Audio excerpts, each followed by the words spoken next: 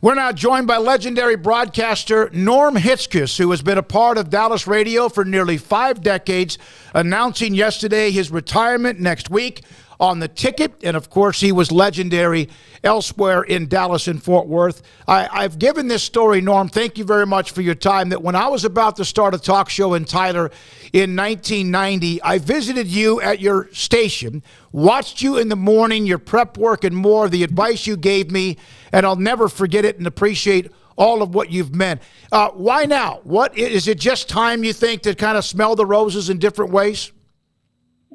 Well, first of all, David, thank you. And David, it's your talent that took off. If I had some kind of advice like make sure you close the door when you leave, I'm glad to have been a part of it. I'm almost 79 years old. I've done this and will love it when I leave the air. But this business is an addiction, as you well know. It literally gets in your blood, and it won't let you go. It's time for me to go. There's nothing health related here. I want to be with my wife. I want to travel. I'll be starting a podcast in the fall, September 4th, called Just Wondering. I'll still do projects for the ticket. But day to day, I think I've reached the point where I want to put my feet up and figure out where we want to go again in the world. You won't say this, but I will. Chuck Cooperstein, Mickey Spagnola, Randy Galloway, you know what he said about you? He said, and you guys were competitors, but in a very great professional way. He said that you were Google.com before there was the internet. That's very nice of him. I'm honestly honored. I hate people sounding over humble at times. I'm honestly honored at the outpouring of comments and things on social media and emails and texts and phone calls. This is a spectacular area to be a sports talk show host. Mm-hmm. This may be the best sports fans in the country. They're not savage. They're not nasty. They are dedicated to their teams. They're knowledgeable. Yes, they all want to be general managers, but that's the nature of being a sports fan. And to have been allowed to have a voice in this city for that long is just fantastic. I'm so happy to have been here and have done this. Norm, do you consider yourself a trailblazer? Well, we certainly did start a morning sports talk. We had the first all-sports morning talk show in the country before all the all-sports stations. And we're the only station, in fact, we may still be the only station, Smoaker, that does the NFL draft first pick to last. And that's been for 38 years now. When I called the NFL and asked to do that, they said, "Oh, sure. Come up. We'll have a seat for you at the press table. We'll have a phone right there where you can phone in your reports." And I said, "No, I'd like to broadcast the draft." And the person at the other end of the line said, "All of it?" And I said, "Yeah, all of it."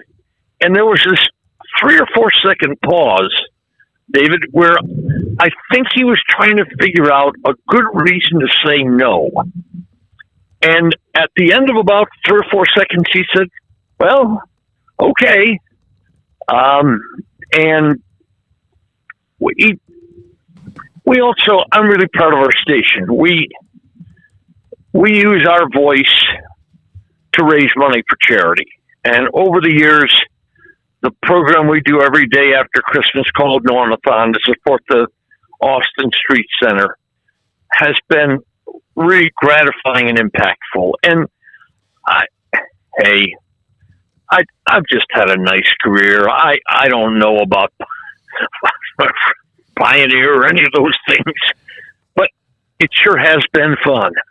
Well, I will say that there's no question your legacy has to be some of what you said as a trailblazer, including being one of the first ever back when there really was no Radio Row at the Super Bowl. I remember the first time Cowboys-Bills in 1992, Super Bowl 27, the Century Plaza Hotel down at the bottom. There were like 8 radio stations. You were one of them. Galloway was one of them. And I, for some reason, we were there, and I didn't know what the hell I was doing, maybe even now to this day, but you started that tradition too. Well, I tell you what, back then there weren't many of us at Super Bowls, and that tracks back into the 80s when we started to go to Super Bowls and do the show from there.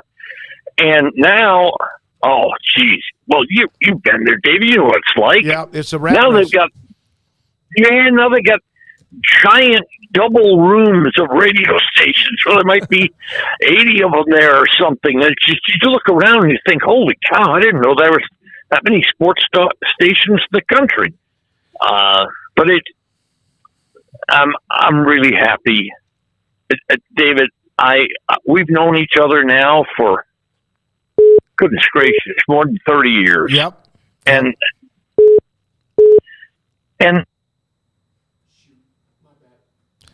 okay, can you try to reconnect with him? All right.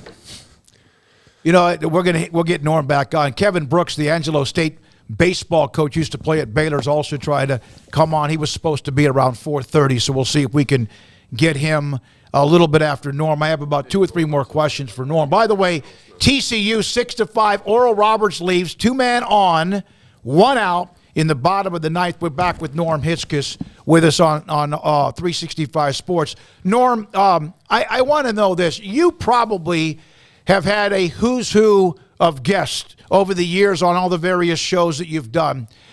Was there ever one, like a recruit for a football team, that got away? Was one that you never were able to get booked, even though you've had great, like Frito and others, but you never got them? You know, this goes back a long ways, David, but we were in the process of trying to get Arthur Ashe when he fell sick and passed away. And he was such a leader. He was so intelligent. He was so thoughtful. And I not often, but at times I'll go back and think, Lord, I wish I could have talked to him. To him. Mm-hmm. Yeah, that would have been it. You athletes talk about, or they discuss when they retire. When I've asked this question, what do you miss the most? It could be the roar of the crowd. It could be the adrenaline of the moment of a game. And then again, you always hear about the camaraderie of within a locker room or clubhouse. What do you think, once you're out in a week, will you miss the most? I'll miss the hour before the show begins. That's when you're sitting there and you're talking about exactly what you want to talk about that day. Mm-hmm. And people give Donnie and Sean, Donnie my partner and Sean my producer, we'll sit there and not go through things. We don't want it to be tired on the air, but we'll talk about things, and you can tell the look on the other faces. I don't think they want to do that. and eventually we'll arrive at something, and we'll laugh during that time and have a good time. And I think I'll miss that 45 minutes to an hour as much as anything, because you know, everybody preps in a different way. I get in real early in the morning, always have. Donnie preps at home and then comes in about an hour before the show, and Sean arrives in the middle. But that's part of the real fun of this business, because you're going to get to sit and talk to people for hours. Mm-hmm. And you're going to try to analyze something. It's way different, and it's way different than it used to be. People now, your audience, there's a chance a lot of them are smarter on the topic you're talking about than you. Mm-hmm. And it used to be you'd come on the air and you'd describe the game last night. Well, by the time you get on the air, everybody knows about the game last night. Everybody who wants to. The business has changed a lot, a great deal. But I'll tell you what, it is such a good time and it's such an honor. I remember my folks were very poor people. And when I told them I was going to get to go to the Super Bowl and get in free, they couldn't believe it. They just couldn't believe it. And I think my mom may have spent the whole Super Bowl trying to figure out which one I was in the crowd. But what a privilege we have. Mm-hmm. What a privilege, David. Privilege to talk to people. Privilege to go to games. A privilege to try to figure out athletes. What a privilege that is. Norm, Sports Talk Radio, we're now a podcast on YouTube, which and the how we've grown has been amazing, the journey and all of that. But it's still kind of talk radio and yet podcast, TV, whatever. In your opinion, because of how online and the website has changed so much, social media, how much did that change in any way for you hosting a talk show with the immediacy of what we have now at our fingertips? I think you're asked to do more analysis. A lot of people talk about what happened.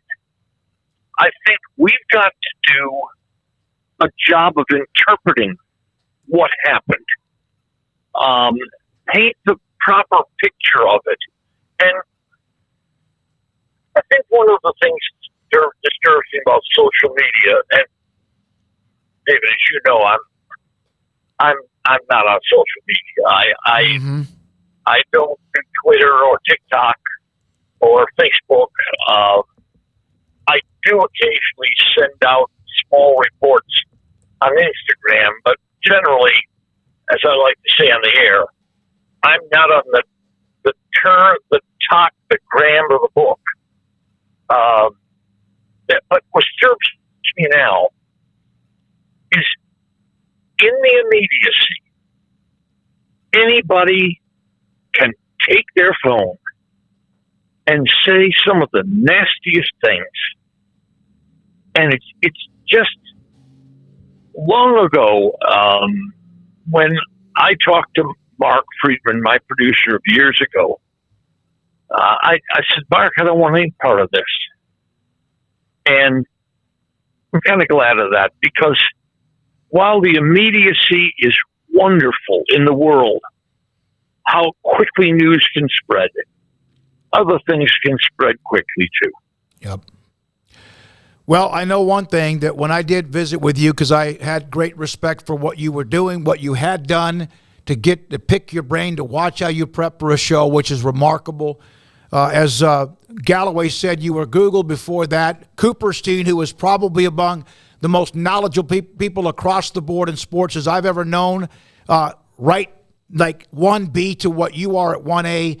Norm, you meant a lot to my career. You helped me kick off my career. I'll always be indebted to you for that, and I am thrilled that you're going to have a chance to kind of enjoy what I hope is a great few years for you, a lot of years for you. You are a pioneer and a legacy, and we appreciate your time and what you've meant to sports people in the Dallas-Fort Worth area, but around the country as well. David, thank you.